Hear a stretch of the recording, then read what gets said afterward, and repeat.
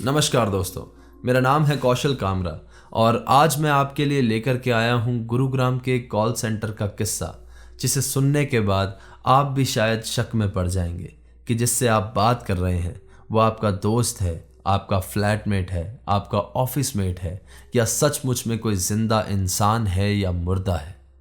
ये किस्सा हमारी बाकी वीडियोस की तरह एकदम सच्ची घटना पर आधारित है। अगर आपको इस किस्से पर यकीन ना हो तो आप जाकर इंटरनेट पे सर्च कर सकते हैं। बहुत सारे लोगों के इंटरव्यूज़ पड़े हैं जो उस समय इसी कॉल सेंटर में काम करते थे और उन लोगों के सामने बीता है ये किस्सा।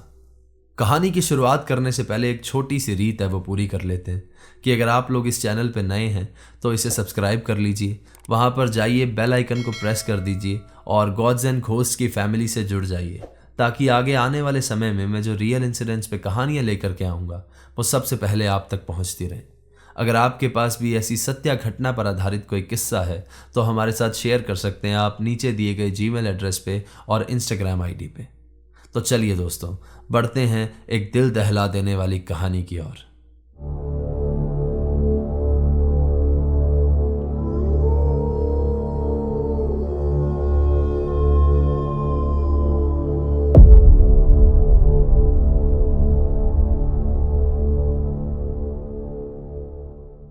कहानी की शुरुआत होती है 2005 में।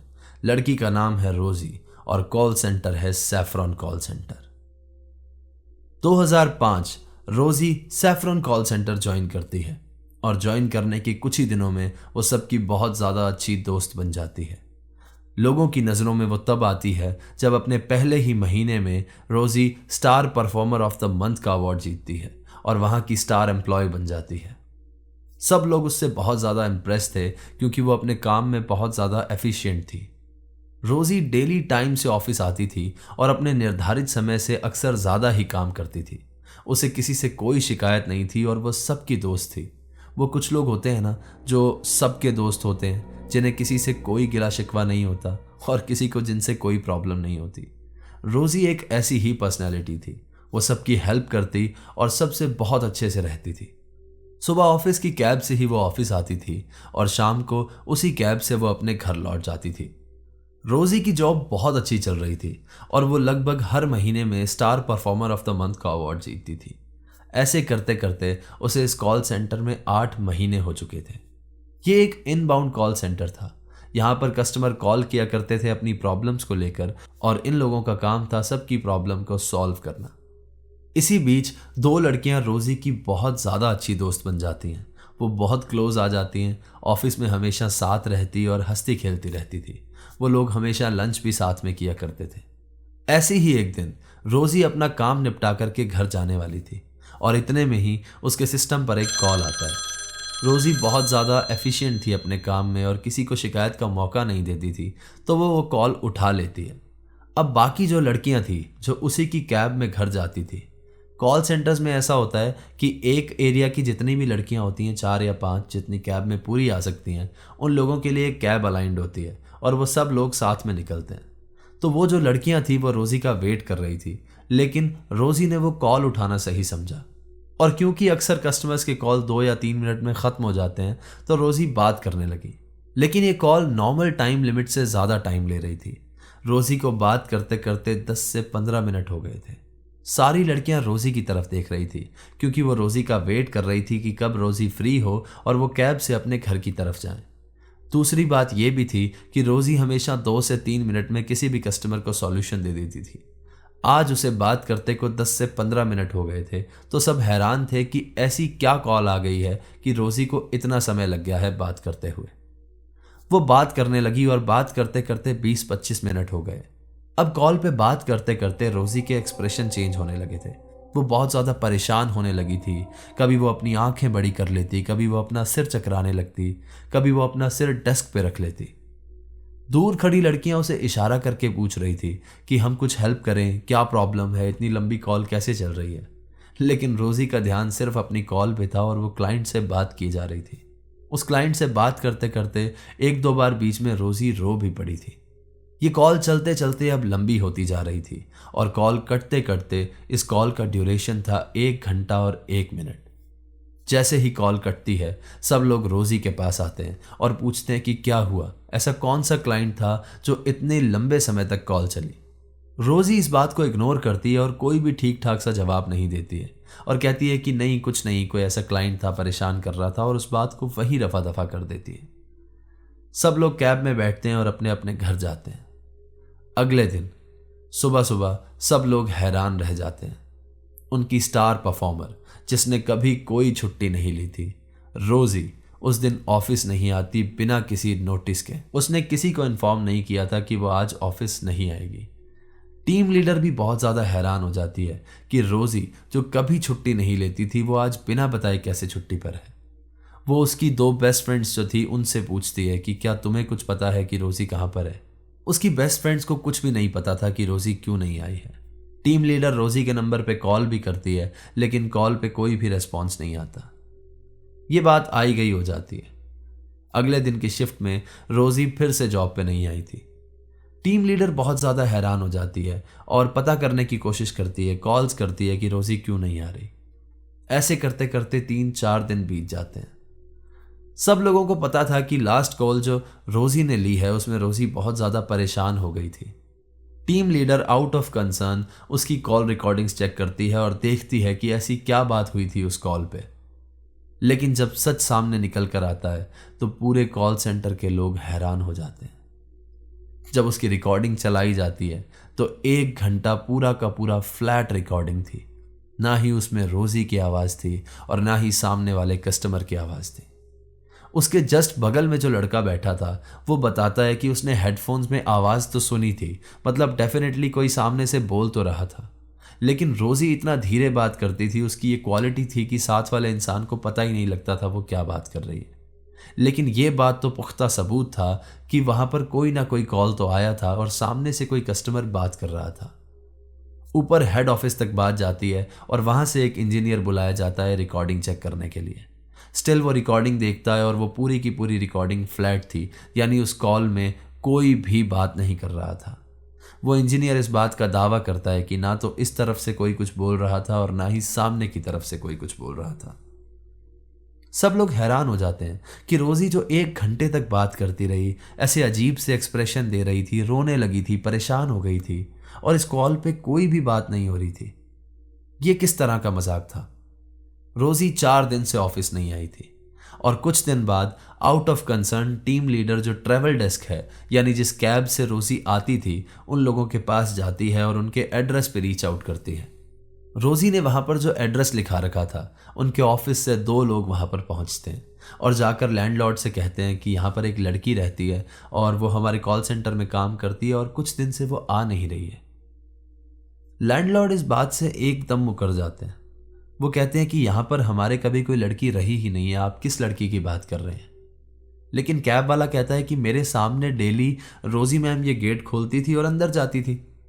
लैंडलॉर्ड इस बात पे हंसने लगता है और कहता है कि पिछले काफ़ी महीनों से मेरा ये फ्लैट खाली पड़ा है, यहाँ पर कोई भी टेनेंट नहीं आया है।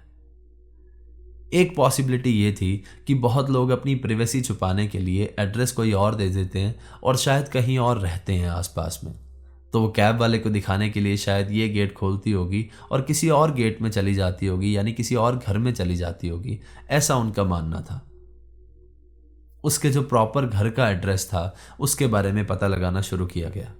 उसकी दोस्तों से पूछा गया क्या तुम्हें पता है वो एग्जैक्टली कहाँ पर रहती है, लेकिन किसी को कुछ भी नहीं पता था। 2-2.5 महीने बाद रोजी के घर का पता लगता है। सैफरॉन कॉल सेंटर के एचआर की टीम से एक इंसान रोजी के घर पे जाता है।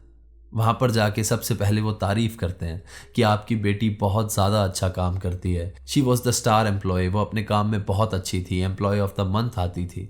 ये बात सुनने के बाद उनके पेरेंट्स कहते हैं कि आप किसकी बात कर रहे हैं, कौन बहुत अच्छा काम करती थी, कौन फर्स्ट आती थी हमेशा, किसकी बात कर रहे हैं आप लोग। वो कहते हैं हम आपकी बेटी की बात कर रहे हैं। आईडी कार्ड्स जो रोजी के वहां पर अवेलेबल थे उसमें से फोटोज दिखाते हैं। यहां पर जो बात निकल करके आती है उससे सिर्फ सैफरॉन ही नहीं, उसके आसपास की बिल्डिंग्स में जितने भी ऑफिस थे वो सब हिल जाते हैं जब उन तक ये बात पहुंचती है। उसके माँ बाप बताते हैं कि हमारी बेटी को मरे हुए 8 साल हो चुके हैं। कोई भी इस बात पर बिलीव नहीं करता। वो लोग कहते हैं कि आप लोग शायद झूठ बोल रहे हैं, लेकिन वो डेथ सर्टिफिकेट्स और सारे डॉक्यूमेंट्स दिखाते हैं और ये बात पुख्ता प्रूव होती है कि रोजी 8 साल पहले मर चुकी थी।